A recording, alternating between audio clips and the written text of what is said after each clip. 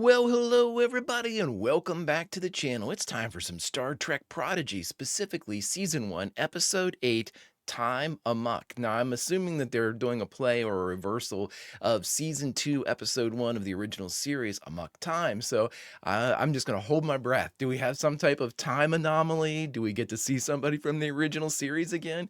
Who knows, friends? Before we get into it, if you could do me a huge favor and hit that like button, smash that subscribe, ring that bell for notifications. It greatly helps out the channel and it alerts you anytime we go live with any of our sci-fi material. And of course, if there's anything that we do that you would like early or in its full-length format, the link to the Patreon is in the description. Not a fan of Patreon? No problem. Stick with us here on YouTube memberships. You'll get all of our episodes a day early, plus any bonus episodes we come up with. But that was then and this is now, friends, and now it's time to watch Prodigy Season 1, Episode 8, Time Amok. Prepare to engage maximum warp reaction, and away we go.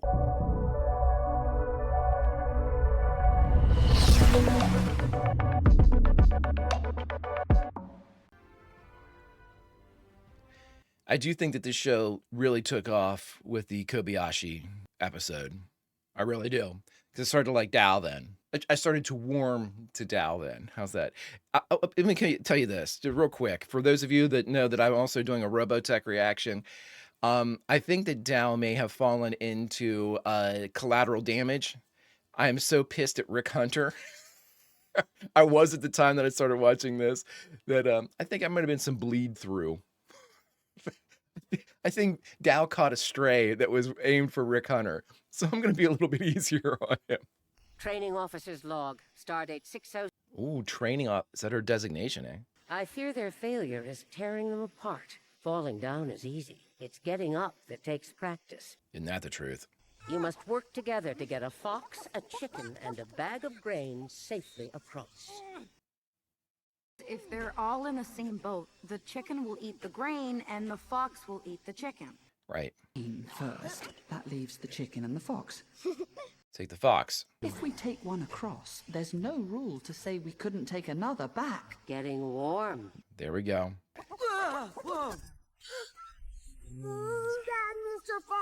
It's the fox and the grain across first, right? Not me. And then you leave the fox. No, you leave the grain, bring the fox back across. Leave the fox, bring the Calling me that.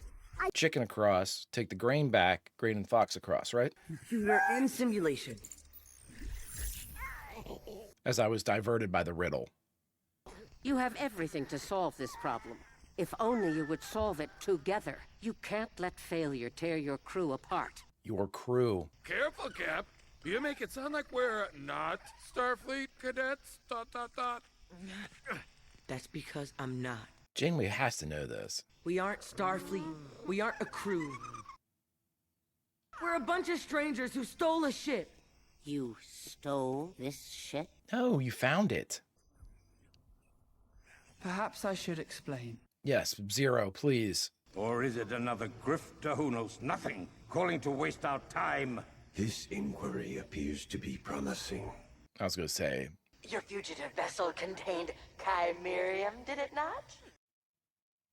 The protostar jumped too far, our diviner. It would take months for the Rev 12 to catch them. Wow.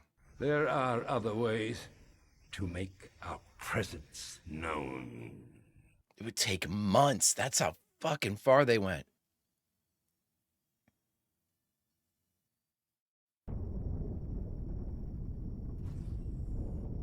Cool shot. It's a tachyon storm. Jacob was afraid it was a physical manifestation of how he feels. You didn't like Janeway finding out the truth. Then we could have gone to the Federation. You still can. Keep your boots to the ground because they might mess with our gravity. One thing holding us together. Wait, what? Gravity? Gravity's the only thing keeping the protodrive stable.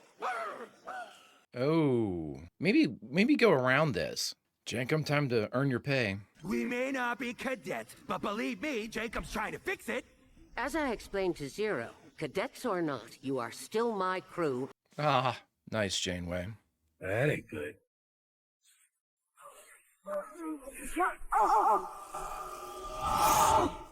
Janeway was affected, but the rest weren't. She got split, but I don't know what that... They all in different versions, different time streams? That alarm tells me we've got 10 minutes to fix this. I just need to recalibrate the warp. Oh, no. The ship had exploded. But we still had 10 minutes. Yet I'm here. And everything appears to be in order. Where is everybody? Engineering. Jankum, come in. Oh. And now everyone's moving weird. I've been alone ever since. Where were you? Oh. There was an alarm. And then the proto-drive. The proto-drive what? We need to see the engine.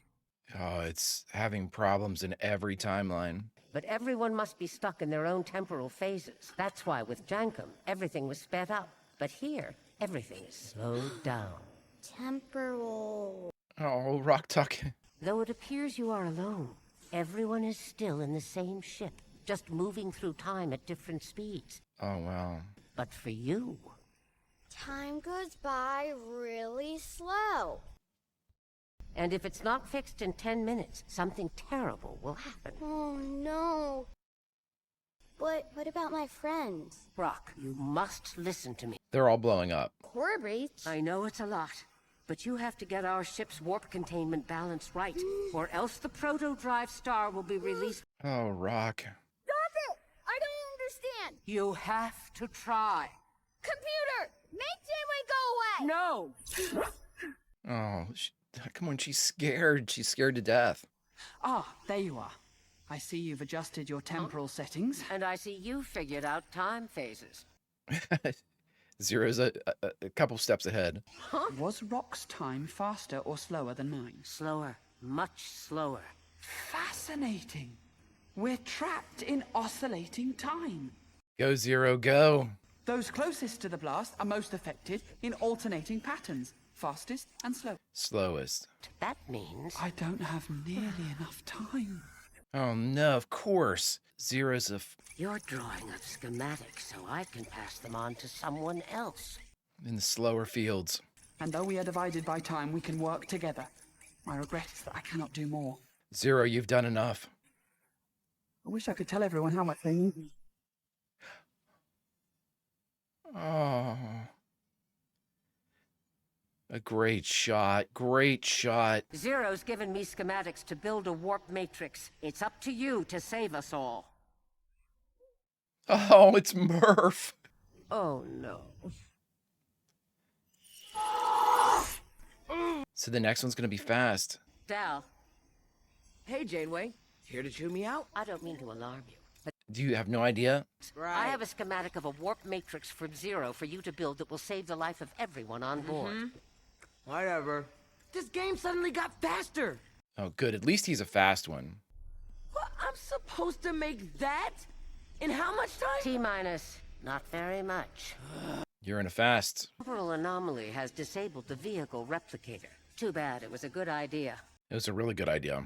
But that's what the Dreadnought is making something in there, right? When humans first went into space, there was a mission aboard a ship called Apollo 13. Oh, While their ship wasn't equipped with what they needed, they didn't give up.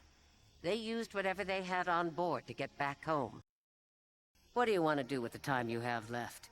Play some silly snake game, or get to building? what do we got, Dal? Now, does his work carry through to the other timelines, though? That looks like a warp matrix.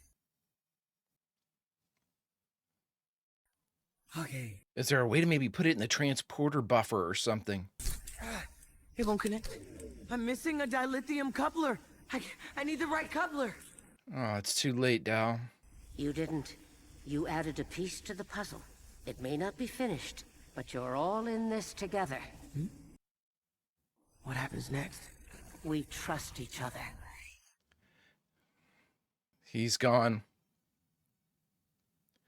Gwen is going to be the only one left. Oh, but of course, she's in the version that's going to be printed out. Wrong size. Hurry, Gwen. You only have... Don't tell me. It never helps. Oh, they're building him. Great. A gift from my father. Can we return it? How did he get on the ship? Can we return it? Replicator. It couldn't be completed on the other timelines due to the temporal distortion, but since we're closest to normal time... He's headed this way. Can you get down to there now and build the appropriate, or even the coupler? Can you make a coupler? You attacked my former crew. Janeway, I'm surprised you remember. You erased my memory. Close. Where is your crew now? Oh, no. Computer. Computer erase Janeway holoprogram. Authorization Chakotay, Zulu, X-ray, dash 475. No, no, no, no, no. What's happening to me? Where? No! Oh, no. Core is breached. No one's getting this ship. What's the matter? Missing a piece? I've already looked everywhere. We can replicate it now, can't you? Size, you have the right coupler. So, what? You're gonna get rid of me and then take the ship? He cannot see what I know to be true. You are his greatest mistake. Wow. Locking the door. Oh, shit. Who's your master now? See ya. The warp matrix! No! You can replicate it now. The vehicle replicator's online. It should be. The vehicle replicator is online, right? Record captain's log. Computer, bring back Janeway. That program has been terminated. Oh, no. Night, Bun. How long is... Good night, Jankum. Good night, Zero. Good night, Dal. A message! Hey, Rock, how are you? Lonely. I don't have much time, so Oh, my God. I want you to be the best at whatever you want. But to have that chance, I need for you to pay close attention. Come on, Rock. With schematics to build a warp matrix, and where to find the right dilithium coupler. No, I can't, Gwen. I know you can do it. The crew believes in you. Oh, God. I can't. I can't. Rock, it's all up to you. Oh, how long is she going to be in there before she does it? Oh, no. Obviously, a ton of time has passed. Oh, he got Janeway back. I'm back. But how? Your memory buffers never got overwritten, so I rebuilt your program. How long? Only took Oh. 276 tries. How long have you been there? But if you could build a warp matrix, why did you need me? You're lonely. Me where it goes. Oh, my God.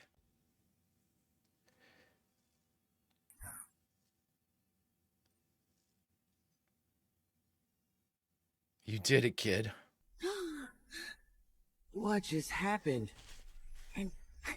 I'm back. She did it. Jacob distinctly remembers not being alive. Me too. How is this possible? Rock. She's how. We should talk about my job title.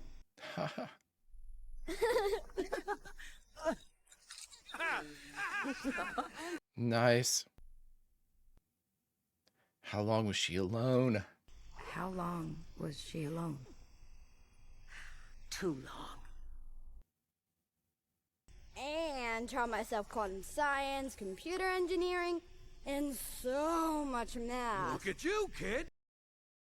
And all that time, she found more than her friends. She may have found her calling. You may not think you're a crew, but you sure look like one. Is this guy getting built? Oh, boy.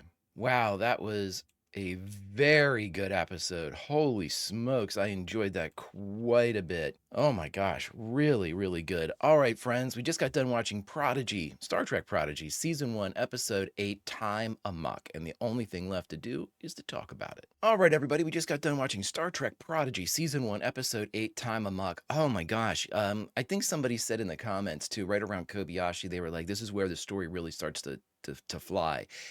I completely agree. This was a stellar episode of Star Trek, just period. Not Star Trek Prodigy, Star Trek. This was really, really good. It reminds me of one of those ones that, I mean, the stakes are there. You get to have it, not necessarily a Star Trek thing, but more like a time manipulation type of thing where it's what's going to happen, everyone's going to die, the whole thing, the world ends, whatever it happens to be, and there's one person that has the ability to kind of prevent that from happening, whether you're a protagonist or whatever it happens to be. I really enjoy that type of trope, almost like the Cassandra, like the person is, I think, like 12 monkeys, that type of stuff. Someone is like sent back and like understands what's going to happen, they have to try to stop it. Normally it's for naught, like 12 monkeys, spoiler. But I think it's so interesting to have one of these tropes, especially in Star Trek, because putting it into the team building exercise and bookending it with that was such a clever way to do this. And again, I think one of my biggest problems with not problems, I shouldn't say this was something that was a problem, makes it sound like it was something I didn't like about it. One of the things that I was trying to get my head wrapped around was the fact that besides Jankum, who knows a bit about engineering, the rest of Gwen knows linguistics, and they all have kind of like these not rudimentary, but the peripheral. They don't have like the actual starship application, like how to fly the protostar, how to work on the protostar. Like they don't have those, like the science officer stuff. And that was always my thing. Like they're going to run into something at some point that Zero's not going to be able to just suss out, or Jankum's not going to be able to fix, which is what we saw here. Jankum didn't have enough time. But doing this with somebody this reminds me of in a weird way, this reminds me of Interstellar, Matthew McConaughey and whatnot, because you have the gravity and the time problems where I shouldn't say problems, gravity's effect on time, and how it might seem like an instant to some people and it might be like 30 years to somebody else. I thought that was a really interesting way to do this, and it was heartbreaking because and boy, oh boy, it shows so much about Gwen's character, that in that moment of happiness, oh my God, we're alive, Rock, you did it. What'd you do? I taught myself quantum mechanics and a whole bunch of math. Gwen hugs and enjoys the moment, and then immediately peels off and goes over to Janeway and says, "How long?" And I think that speaks of like, that's something that like an officer, a fully fledged Starfleet officer would have said, like somebody that was completely, that's something that, McCoy would ask. That's something about Spock or about Kirk, or Kirk would ask about Spock, or any of like the principal characters. They would say like, how, the concern for the joy of the moment is only surpassed by the concern for the crew, your crewmate, your friend, and like a captain's, a subordinate, a commander, if you're a subordinate asking about a captain. It was just, it's so well done, and it just shows so much and reveals so much about the characters and their growth, not only as individuals, but like as Janeway suggested, you're certainly, if you don't think yourself a crew, you're certainly displaying the characteristics of one. And I enjoyed that quite a bit, because it was, now we have somebody on board in Rock that can actually, help with the what becomes more of the mainstay of exploration, quantum mechanics, understanding some of these different things that they're going to run across. And, Rock is kind of brought up to speed in that respect, but at what cost? What cost? Because that had to have been, just by the scratches alone, just by the all the empty pots, making the individuals, like different bunks and putting people in. Oh my God, that was heartbreaking when she was sitting there saying goodnight to everybody and she was completely alone. No Janeway, no nothing. Oh my God. Now, if she had Janeway, it would have been different. It wouldn't have been, I don't think, as profound, because Janeway would have been there kind of guiding and whatnot. This was a complete isolation. This was a complete choice by Rock. We don't know what struggles Rock went through to get where she went. She seems fine, but she cannot be fine. You know, there's going to be something that's going to manifest in the future about this time period because we don't know how long it was, and Janeway doesn't either. That's the thing. Janeway doesn't really know either because Janeway was offline. She doesn't know how long she was offline. You're in the middle of a temporal disturbance, you know, so she can't go back and retrace it and see, you know, like tachyon decay or however they do that shit. She can't figure it out. I mean, she can just say too long because that's the only guess that she's got just by what we saw, her observations, and then the observations, the physical observations that we made. I'd be very surprised if that doesn't come up as some type of plot point in the future, you know, or some type of problem that Rock has to overcome or some, like, you know, some trauma. I mean, the loneliness, you know, if Rock's ever left alone or separated from the group, this trauma could manifest in very profound ways. You know, this is like PTSD type of situation where, you know, much like someone that might be, you know, claustrophobic, put into a small confined area, they could have been fine for years, and then that claustrophobia kicks in. This idea of being alone, she could be perfectly fine in the presence of everybody else, and as soon as she's separated or thinks that she's alone, we don't know what's going to manifest itself. It's incredibly it's writing with foresight, and I love that because they didn't attempt to explain how long she had been alone. They didn't attempt to kind of dampen it by having Janeway there. They made it raw. And they didn't let us know the effects on Rock in the moment. This is something that is a deliberate time bomb. You know, they lit a fuse, and we can only sit there and speculate at this point as the fuse and Rock seems perfectly fine. But at some point, that fuse is going to strike.